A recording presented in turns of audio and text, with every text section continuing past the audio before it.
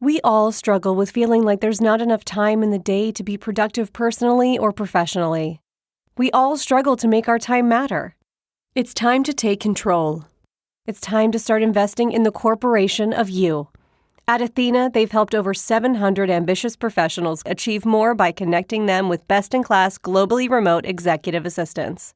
Athena executive assistants go beyond basic administration tasks. They help you make time matter through the art of delegation. They believe delegation is the superpower of all highly successful people, and your personal EA will help you get there. Your EA is a one-on-one long-term partner to help you achieve your personal and professional goals. Take back your time.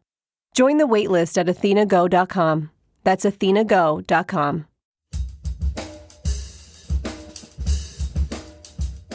I feel a big divide culturally between people who understand, who kind of live a trauma-informed life, and those who are just perpetuating outmoded ways of being.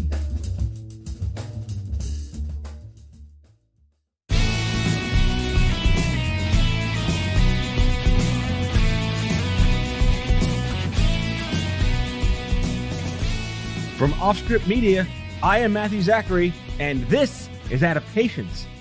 Today's a different kind of show. Not quite the softer side of Sears, but perhaps a more introspective look beneath the veil of mental health and all the things that piss us off, like cat posters. Maybe not cat posters, but seriously, have we not yet gotten over cat posters? Today, I welcome Marie Elizabeth Molly, self-proclaimed relationship alchemist, two words I've never heard spoken in succession that we will break down during today's episode. In the cancer world, we talk about isolation as the number one mental health affliction of diagnosis and how finding your community is of paramount importance for many, not to feel stigmatized or judged. But at the same time, this is true for relationships because we all have unmet basic human needs and too often find ourselves unwoke to becoming unwired. Marie Elizabeth believes that we are all creative people in some way, and I somewhat agree because, come on, anyone can play the radio. But seriously, there's something afoot, exacerbated further each day by our current polarized climate and COVID-19, about aloneness versus isolation, defensiveness versus reflection, and exceptionalism versus craving generosity and tolerance. Enjoy the show.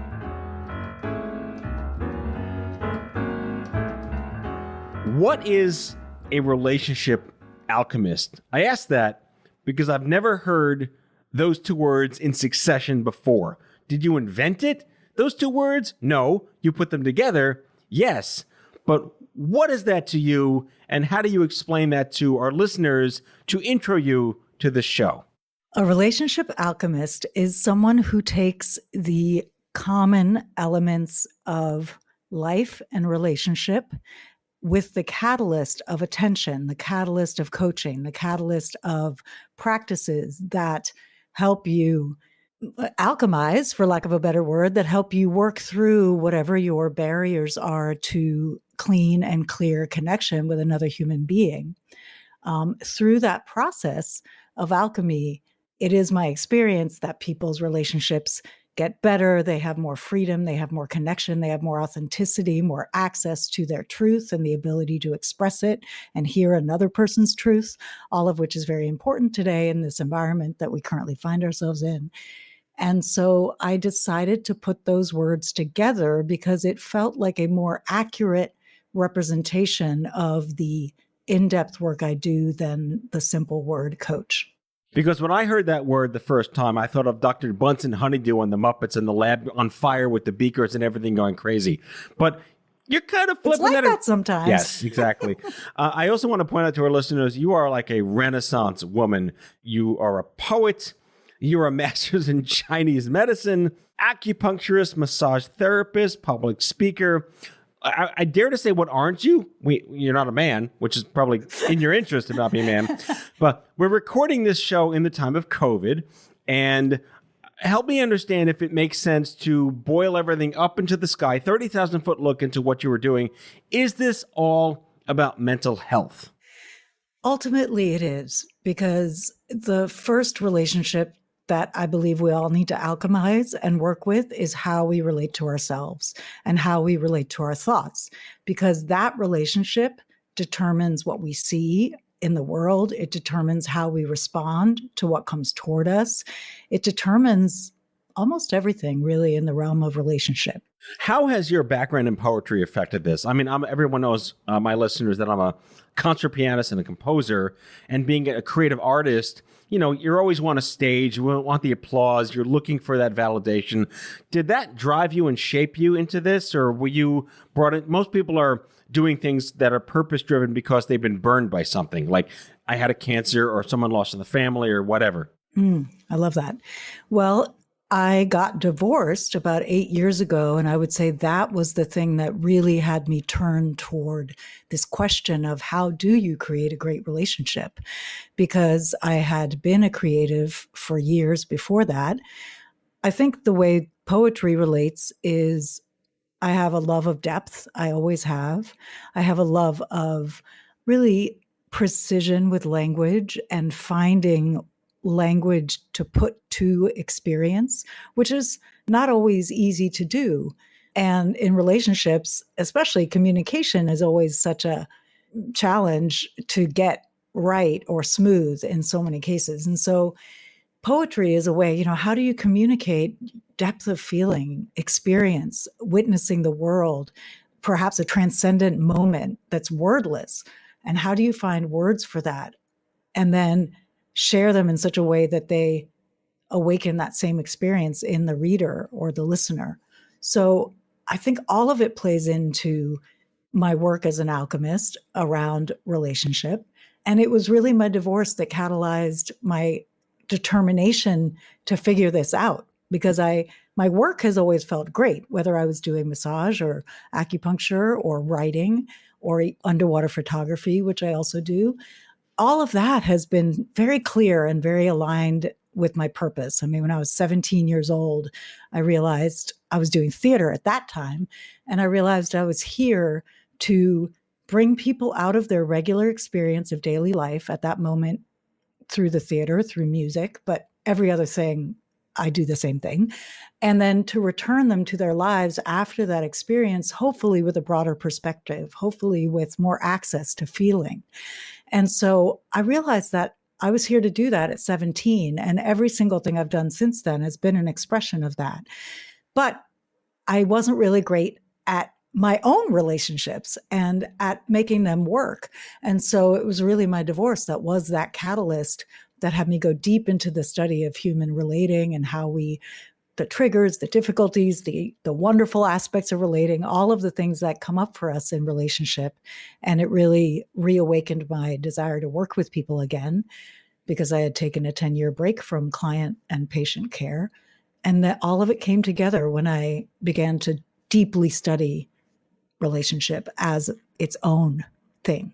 So improv everywhere notwithstanding, I heard you on one of your videos say that you believe all people are creative in some way. I like that you button it with the in some way, but do you really think that's a fair statement to make? I know people that just they're incapable of emotion. It's like Robert De Niro's character in Meet the Fockers. Like you have no idea what they're doing. They are stoic. Maybe they want to be broken out, like maybe Barbra Streisand gives them the shoulder rub or whatever. I don't know why I'm referencing that movie over and over again. But, in music we say, oh, anyone can play the radio. Ha, ha, ha, dad joke. Ha, ha. Oh, that's good. What is your take on, is everyone potentially creative? I think everyone is creative at their core, whether or not they express it based on what other strengths they have. If they were affirmed their whole life for their math skills or their science skills, but I believe math and science are creative endeavors too. I mean, so it's difficult for me to think of someone who is completely not creative. I'm going to give you an example. This is slightly different than the creative question, but it's up for me. So this is what comes to mind. My mother recently passed away, and I've been going through, I had a bunch of old letters and photographs stored at her home in my old desk. So I brought all that back, and I was sifting through that last week.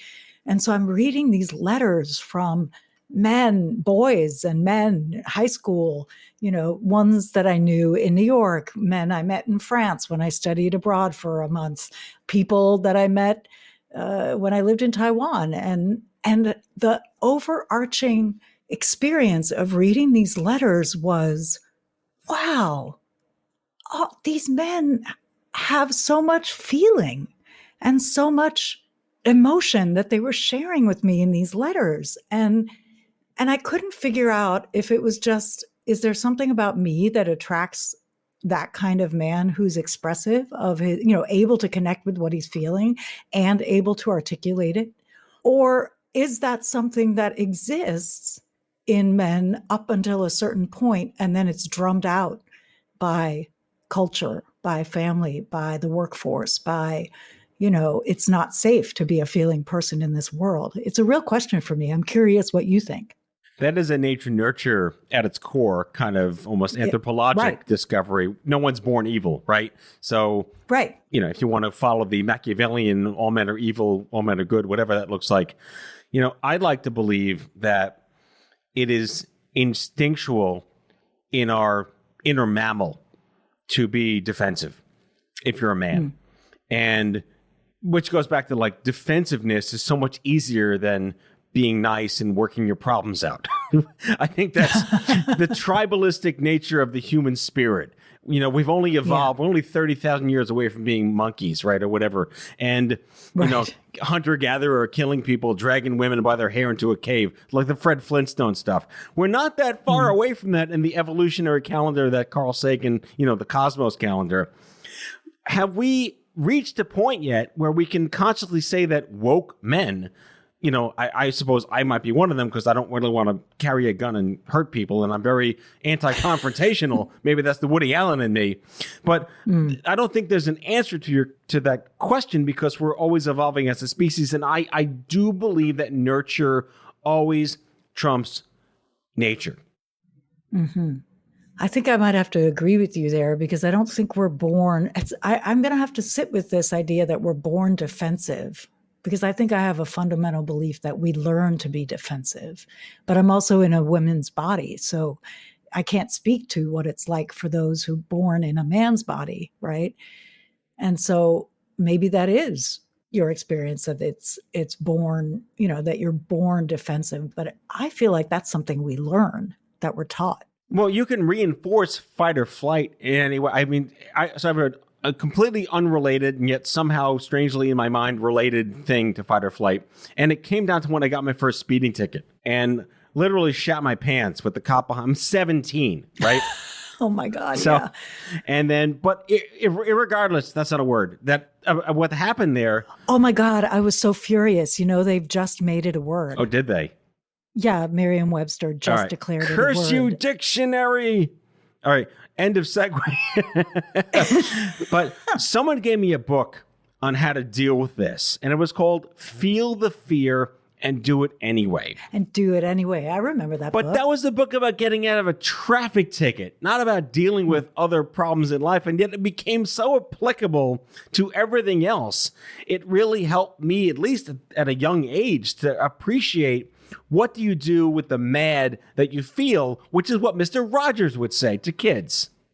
That's beautifully said. And that's so much of the work that I do is stabilizing the nervous system, like learning how to stay spacious in the face of your own emotions, to not have them take over in a destructive way, to be able to feel what you're feeling, feel the fear and do it anyway, feel the anger and stay clear and be able to be in the conversation anyway, or request a timeout and step back if your nervous system has overwhelmed your capacity to stay in the conversation, right? This is such key work for being in relationship with other human beings, because we aren't all the same. We don't all believe the same. We are not going to do what the other person wants all the time, nor are they going to do what I want all the time. And so learning how to be self-responsible with how I'm showing up, to me, feels like the deepest work and necessary work we have to do. But you don't want to sound like a cat poster, right? When you're going through hell, keep going. Really? Come on. No. Like, hang in there. Oh my God. No. How do you not be a cat poster? Yeah. You not be a cat poster by really recognizing that it's hard and being true to your own experience. I think we can feel the difference when someone is laying a platitude on us and when someone is speaking from lived experience. I think it's something that's obvious and felt.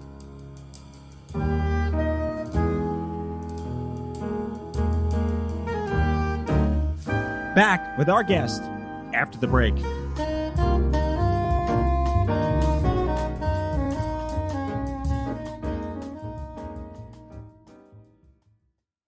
Has your chronic illness made it difficult to continue working in the traditional way? Want to learn how to find and create flexible remote work that both accommodates your chronic illness and generates an income?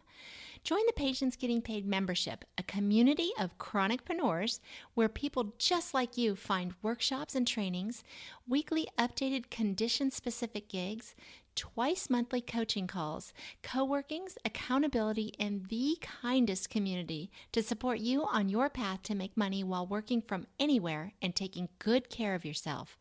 Learn more or join us at patientsgettingpaid.com.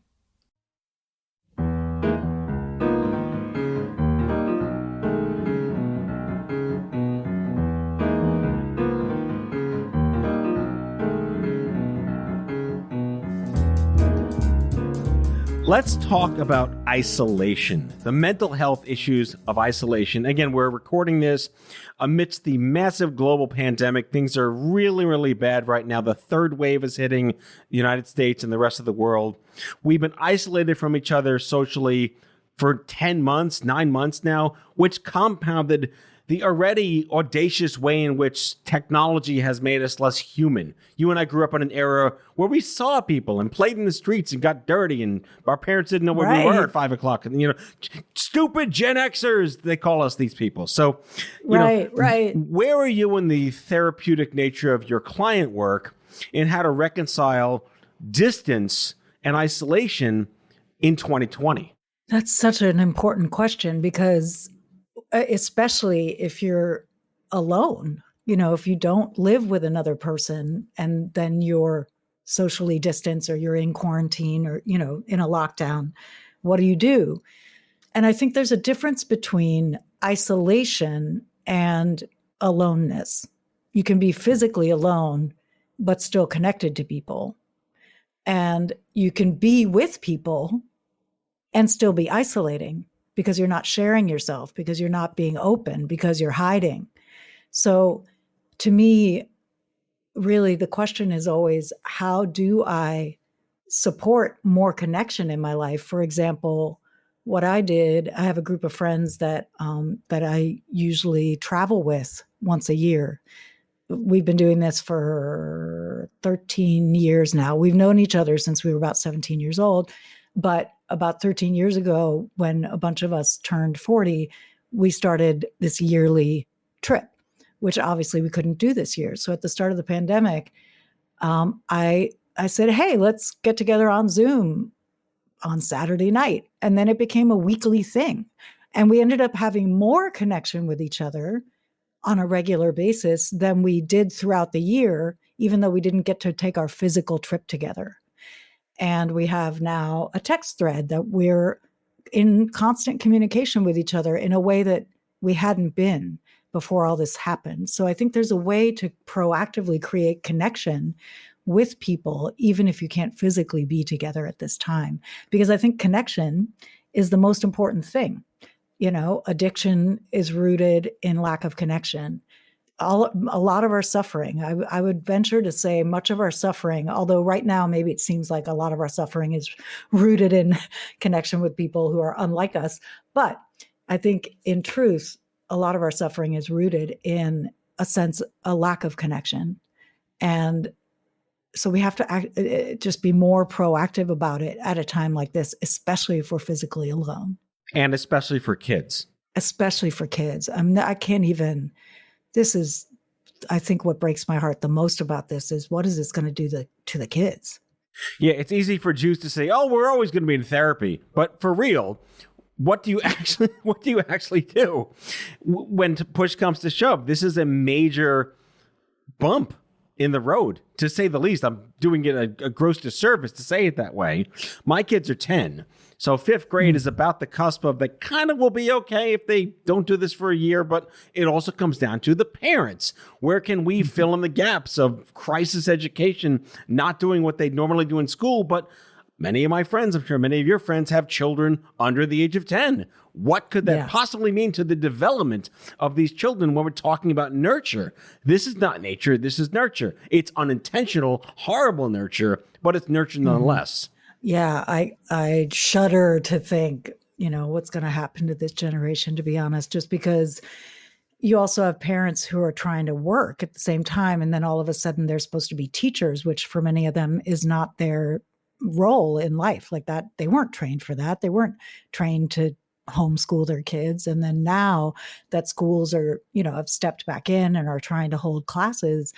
I mean, it's just, what is being on screens doing to their brains?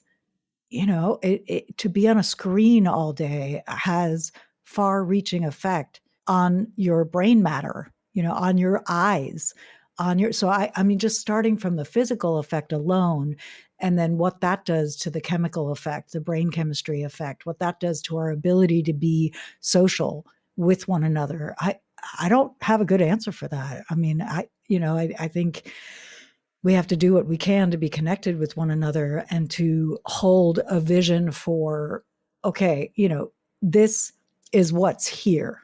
This is what's happening. How do I respond to it to the best of my ability in a way that is nurturing to life, is nurturing to love, is nurturing to connection? And how do I handle my own traumatic, automated reactions that are encoded in the nervous system? How do I do my own work so that, again, I have spaciousness in the face of my own reactions and can stay in connection with another human being, even when we're having a hard time? Then how do I translate that to my kids and help my kids learn to have that kind of capacity, even though we're in this unprecedented and frankly, dehumanizing situation? Well, I mean, if there's one silver lining, and just tell me I'm an idiot if I say it the wrong way, woke culture is to our benefit now because we're aware of the mental health implications this has on our children growing up and on ourselves. 15, 20, 30 years ago in the pandemic of 1918, no one knew about this stuff. It was kind of like ethereal, right? Now we are aware in advance to make sure that we do whatever we can to not reverse this, but subdue it to a point where we can guarantee a certain level of comeuppance and educational fortitude and citizenry for these children over the next 10 years. And hopefully it won't happen again like this, but at least we're aware. Is that at least a silver lining? I think that is a silver lining. I mean, even from when I was growing up until now, there's so much more awareness of how trauma informs our reactions. Like nobody talked about fight or flight when I was a kid. Nobody, and much less fight, flight, freeze, or fawn, right? There's actually 4 categories of brain level automated responses to when we feel in danger, we feel afraid. And that none of that was talked about when I was a kid. We had to kind of suck it up, right? And so I agree that there is a silver lining, that at least we're going into this with more awareness. And at the same time, I feel a big divide culturally between people who understand, who kind of live a trauma-informed life, where they recognize their reactions and they do their best to mitigate them and act in a conscious way. And those who are just perpetuating outmoded ways of being. I mean, we see that very strongly right now. I've heard the phrase trauma informed several times, and I had to unpack it myself. But, in Star Wars, sorry, I'm not apologizing. I love Star Wars. Yoda says that you must unlearn what you have learned. In your work with couples and individuals in the relationship alchemy universe, what have you found works and doesn't work? I'm sure it's an individualized N-of-1 basis. How do you unwire a lot of that trauma to move people into a more productive path in their relationship? The first step is to accept that it's happening. When we pile self-blame and self-recrimination or judgment or shame or guilt on top of the reaction we're having, that compounds it. And it's usually that thing that we're piling on top of the reaction that's creating the problem. The reaction itself is the reaction. So the more that we can accept that's what it is, I call it building a gap, right? So you have your initial reaction that's, somebody says something, you get pissed off, you feel this big upswelling, this rah in your body, and all of a sudden you're yelling. Well, if you can catch it early enough, you feel that sensation rising, you don't make it wrong, and you don't throw it out there at the other person, but you also don't shame yourself for it. You can begin to build what I call the gap, or a pause between that first reaction and then the thing that actually comes out of your mouth. Because that's where all the magic lies, is in the gap. Viktor Frankl, between stimulus and response, there is a space. In that space is our power to choose our response. In our response lies our growth and freedom. That was Viktor Frankl. That is the right amount of syllables. Not too complicated, not too simple. I like that. Yeah, it's one of my faves. So I want to take the rest of the time to talk about how we met. We met through a woman named Trisha Brook, who was on my show a while ago, and she trains speakers, her Big Talk Academy, and you are a client of hers. You've gone through her process, and I like to make sure that, I'm always like, so you want to be a speaker, huh? Can we just talk about, it ain't that easy. There's a lot of ingredients that have to go into this process, but you seem to have come prepared in a sense as someone who's creative, who liked an audience, who was a poet. You're a creature of the arts, Renaissance driven. Did you find any level of discomfort or what the fuckery on like, all right, I'm going to get on stage. What the hell am I saying to who? And how does this work? Yeah, I don't have so much of the what the fuckery about that. I think what I struggled with when I first began with Trisha was, why the hell does what I want to say matter? And what's really mine to say that hasn't already been said, right? I think that was the thing that really was tripping me up. It was like the who am I question. And through working with her, this is something that is so powerful about the work with Trisha, is that she really, through asking questions and naming when you say something that is unique, because she's kind of heard it all over the years. And so as we talked each time, she was catching the phrases, catching the ideas, catching the things that were coming out of me in our conversation that she hadn't heard put just that way before. And she would say, like, oh yeah, that idea isn't new, but this idea, I've never heard anybody say that before, right? So she helped me kind of begin to filter, what is my thing, for lack of a more articulate word, what is my thing? And that I think is part of the magic of working with her and helping me ground into the value that I do offer. And yeah, I think you got to know that as a speaker. So what have you learned the most that you didn't expect to learn that could be something you then impart down to someone else that says, I want to be a speaker?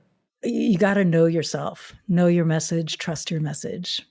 And I mean, this is something I already knew from poetry, but it's coming back to me over and over again as I work on my talks.